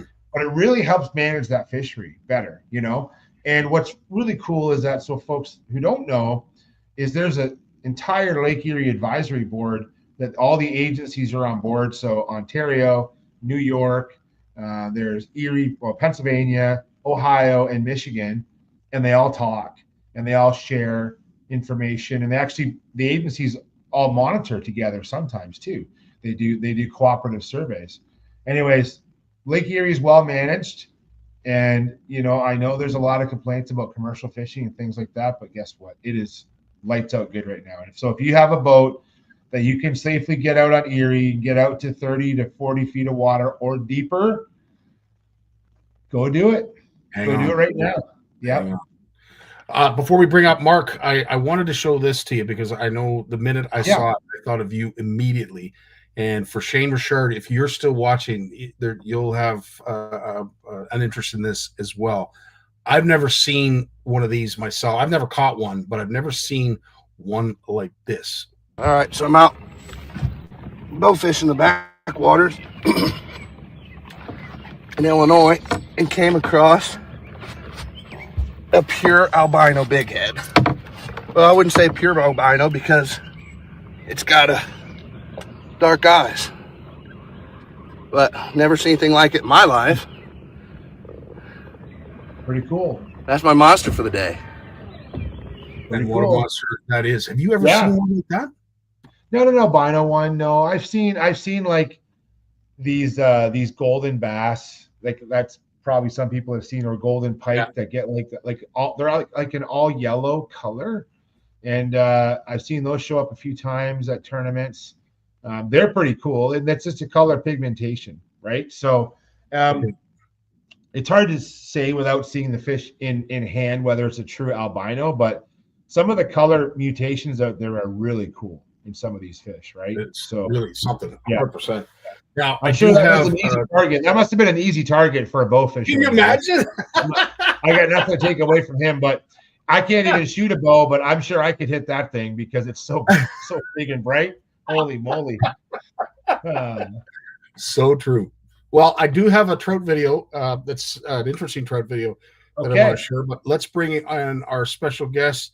Yeah. Mark Petter. How you doing, Mark? Nice to see you again. There he is. Hey, boys. Good to see you guys. Hey, buddy. Good to see you too.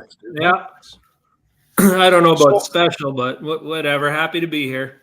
Well, special touch. I mean, at the end of the day, you're special to us. But I will say this, Mark. When it comes to Lake Erie, I can see the smile already. You've had a great season so far on Lake Erie and even Lake Ontario, for that matter. But tell us a little bit about so what you've been I seeing. I had a little bit of vacation time the week prior to when Jason had his time off, and I did get out of Port Maitland 2 days in a row, and we experienced some good fishing. It was just prior to a big wave of them arriving, but we did get into some numbers and some nice fish. We got one that was just a little under 10 pounds, and a bunch of others that were anywhere from 3 to 6 pounds as well. So got to take out a couple customers from the shop who were kind of new to Lake Erie fishing and kind of show them the ropes. So it was good. Cool. Yeah, actually, Mark, explain how you do that, because I love what you do with some of your customers. You actually take them on the water and show them what to do. Explain what you do there. It's cool. Okay. Yeah, very, very briefly. So the idea actually came from Shane Tom's of Fantastic Sport Fishing, who had been doing it for many years previously. Not often. He would do it a time or two a year, where customers would, they'd be new to trolling specifically, whether it be Ontario or Erie.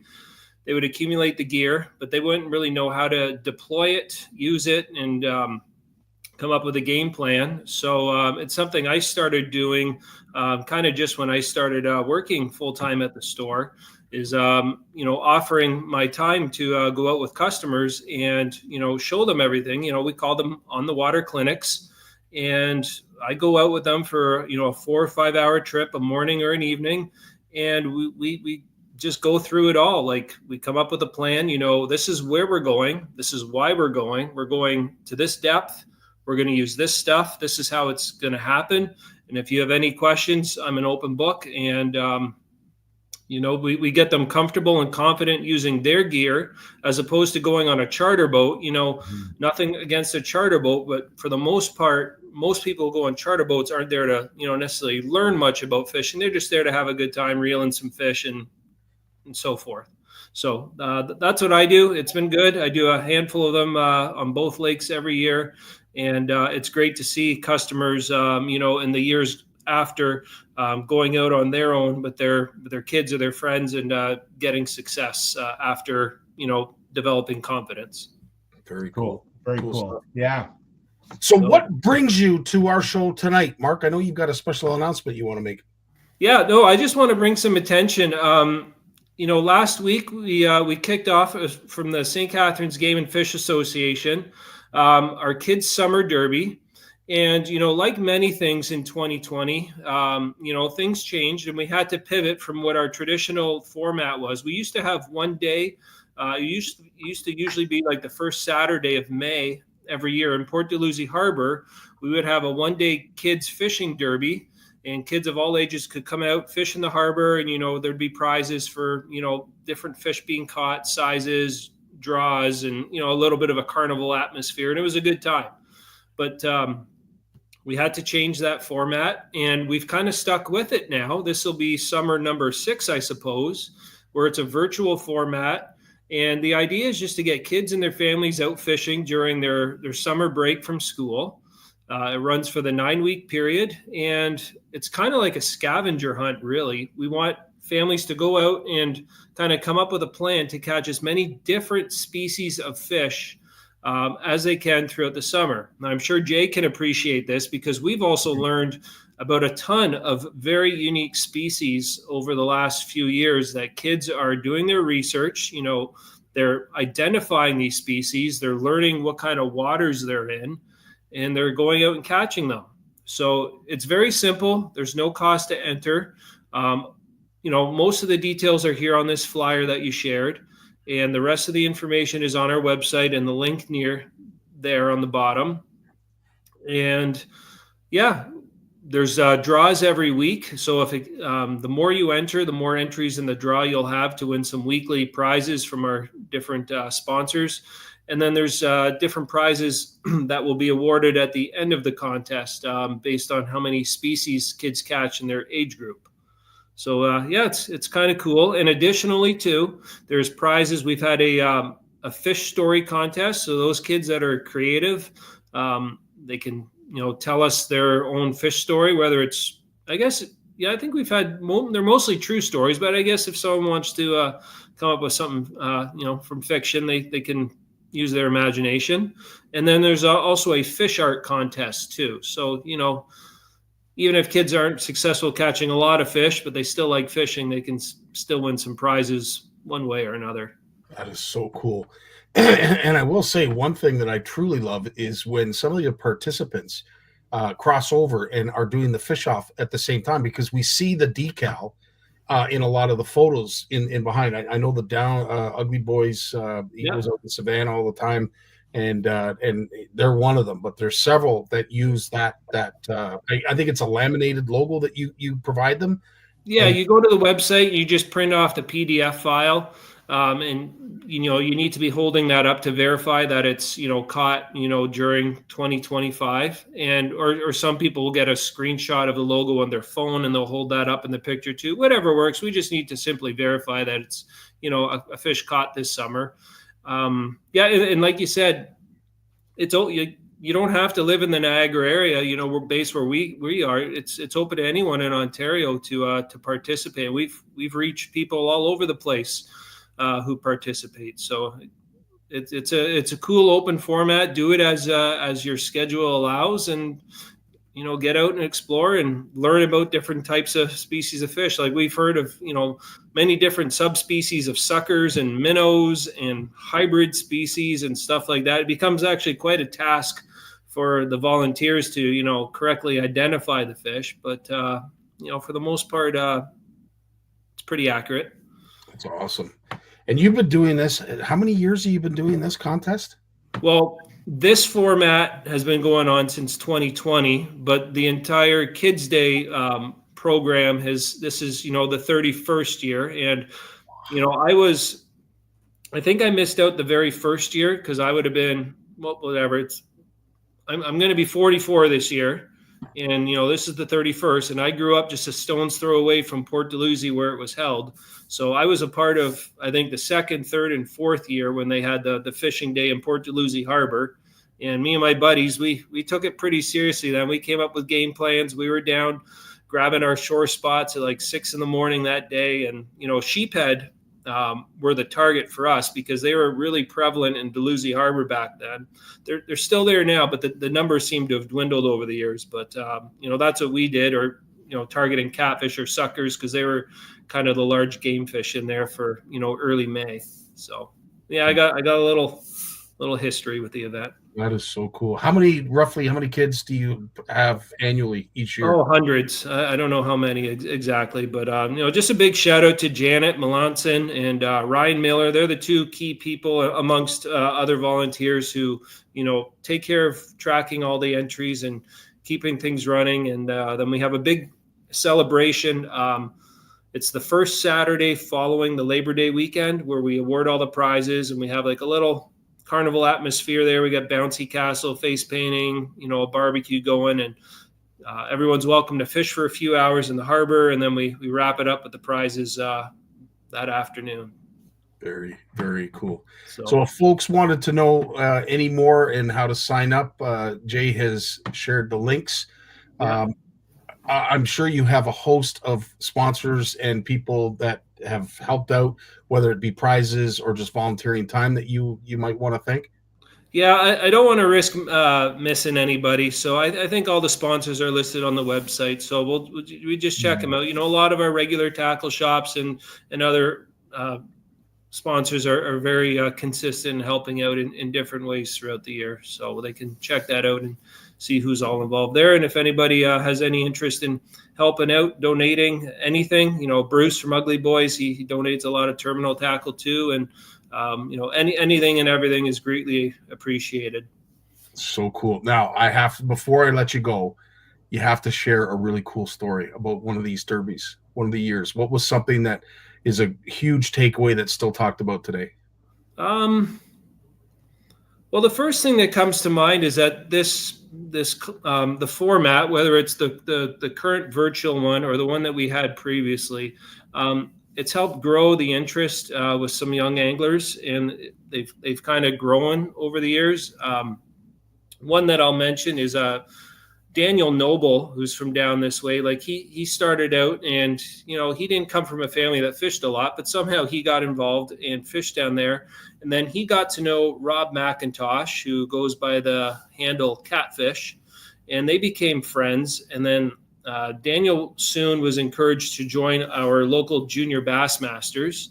And then Daniel achieved success quickly throughout the club. And I believe at least one time, maybe twice, he qualified and went down to the States as Trevor is this year. Yeah.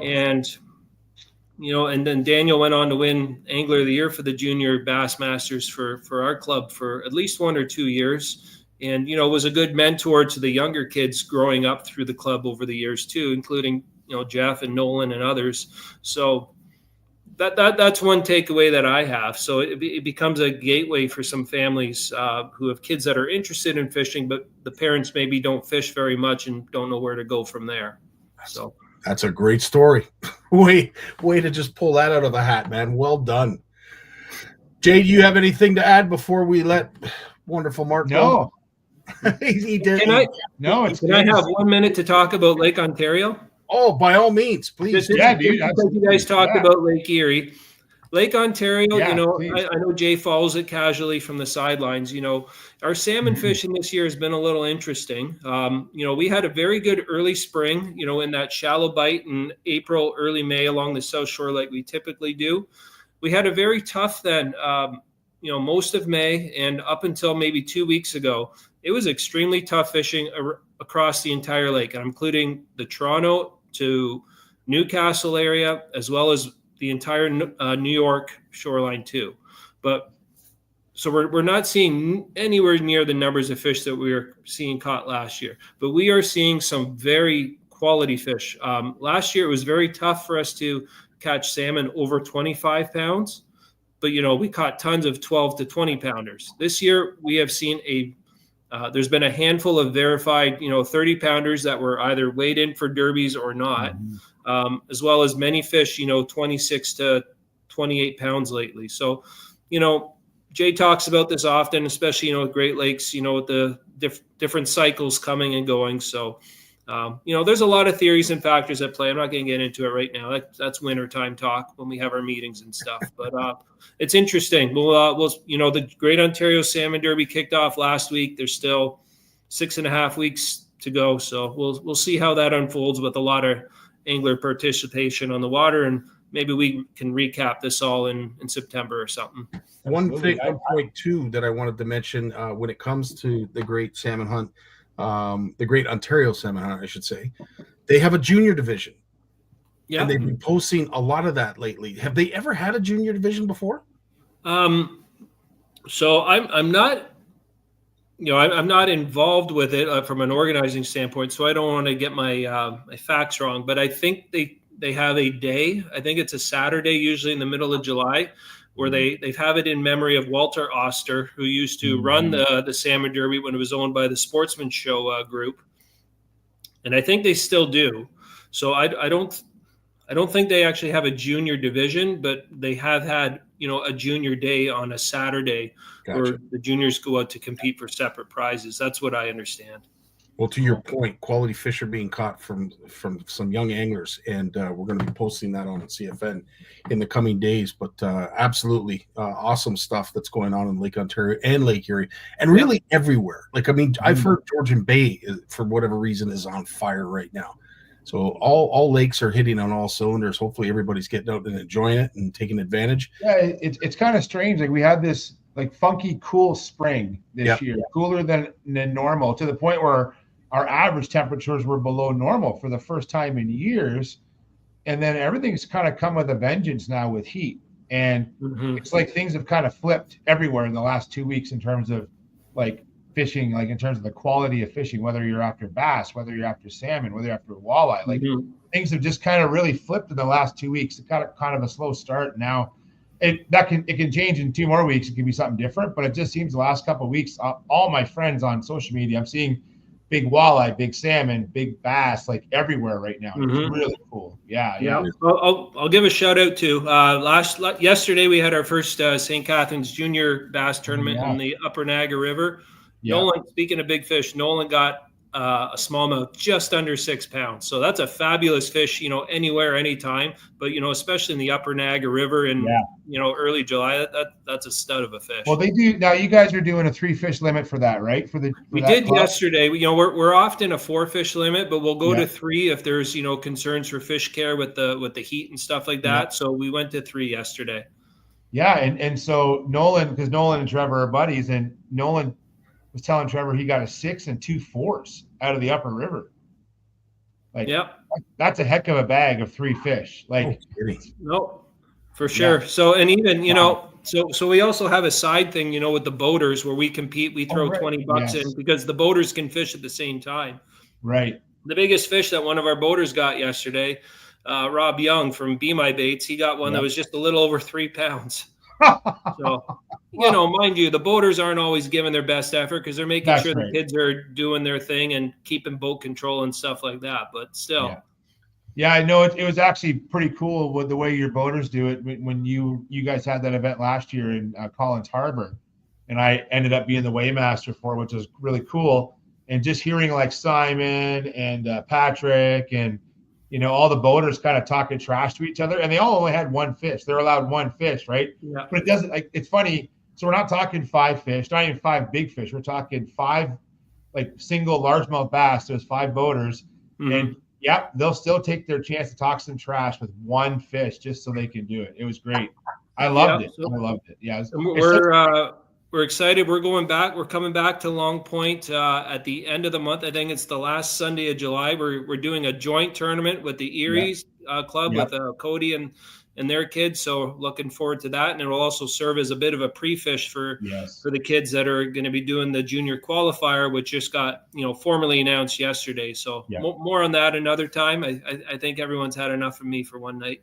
Yeah. Well, I think we'll have a junior show in before that event on CFN where we'll invite probably yourself and probably Anthony and Cody and get some of the sort of coaches and head coaches and stuff like that on here to kind of talk about that event and promote it a bit before we actually do it. So it's going to be a good event. But those kids have to learn how to fish for largemouth in the Inner Bay. I know so many of the kids you work with, the kids I've worked with, they all want to go for smallmouth, but I'm like, if that wind blows and we close off the main lake, you got to fish for largemouth. And largemouth Inner Bay, like I know I've put pictures up the last week and people are asking me, it must be great largemouth fishing. It can be a grind in there. Like I'll tell you, it's a grind. Well, look at Pigeon last year too. Pigeon's got tons of largemouth, but we know how it played. That's unreal. Great story. So again, this is the event. It is ongoing as we speak. It runs right till August 30th. If you want to sign up, please head on over to the webpage and make sure you're following them on Facebook. Mark, as always, thanks so much for joining us. Thanks for taking the time. You have yourself. Thanks, Mark. See you guys. Thanks. All the best. I know this is a bit off the beaten trail of what we've been talking about, Jay, but I wanted to share this video with you. I didn't know this about brown trout. Trout don't just eat all the time. The average 2-pound trout, like your rainbows, they eat up to 500 midges a day. That's a ton. Your giant brown trout's going to eat a rainbow a day, 4 crawdads a day. You have 500 to catch that rainbow. You have 4 opportunities to catch that big brown. If you don't look at anything about how smart they are, just if you look at their feeding habits. And I've never heard that. I haven't either. That's so never good. thought of that. Did you know that, Jay? I didn't know that either. I don't know how, like that's so specific. I think that's too specific, but I do know that, brown trout are notorious piscivores, meaning they're fish predators, right? So rainbows aren't so much like that. Neither are brook trout. Although like brook trout, when they get big enough, we've seen the pictures of them eating mice off the surface and stuff like that. But brown trout they get to a certain, I've always compared big brown trout in streams to like big sharks in the ocean, where they change their diet as they grow, right? So when they're younger, they're more opportunistic. But as they get bigger, and so like young white sharks, I read a stat years ago, stuck with me. Young white sharks, they will eat a lot of fish. Well, they're more opportunistic. They'll eat other things, but fish are readily available, tuna and other things.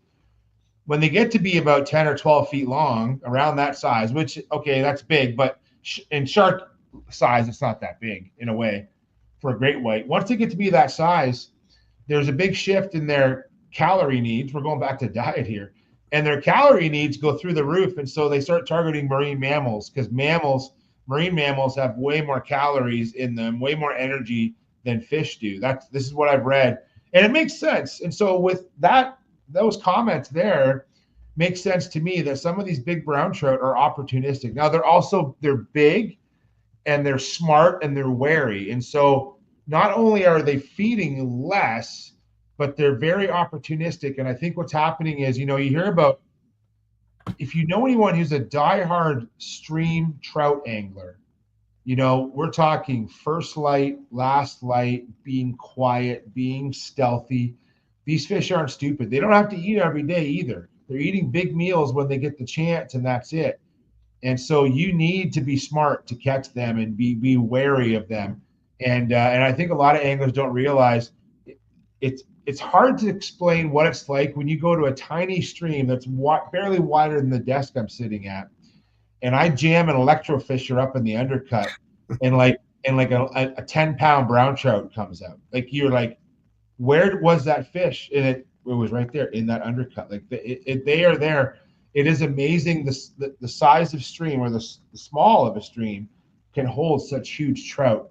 But they will feed as long as the forage is there. They'll feed on those things. So that I'm going to say that some of that is that's not fully true what he said, but there's some truth there. Absolutely. It's interesting because it was a segue to Shark Week, as I mentioned it with Lawrence that is on currently right now, and they were talking about sharks, versus sharks, and they have a phenomenon down in Florida where the black tips come into the shallows. Yeah. And immediately after the black tips show up, all of a sudden the giant hammerheads, the big tigers, some great whites show up not too long after. So and the reason they do this is, as you mentioned, eating another shark is a lot more calorie than some of the available forage they have. Yeah, and when it's a crowded house, there's more food around, more opportunity, and sharks aren't that picky when it comes to their forage. At least the species that you mentioned right there. So it's man, this is one thing, like, as much as I do love the aquatic environment, I'm happy I work in fresh water, dude. Amen. Last week wasn't last week, it was the week before, was the 50th anniversary of Jaws, right? Yep. So it came out in 1974, the year I was born. So it is, I don't have an all-time favorite movie, but it is definitely like top 5 favorite movies. Yep. And I joke about in my career, I've gone from being Sheriff Brody, right? Like the new guy is like, what the hell? And then I've gone to being Richard Dreyfuss's character, right? The nerdy biologist who, he's pretty savvy. He knows his way around a boat. He's also real smart about fish. And I'm starting to approach my Captain Quint years, where I'm kind of becoming the surly captain, and I tell stories, and I really don't give a shit people think about my stories sometimes, but I'll tell it anyways. I love that movie. I love the characters, but man, as a kid, I was scared to go swimming for a while. Like that movie scared the crap out of me. And to this day, I don't venture into salt water much when I go on vacation.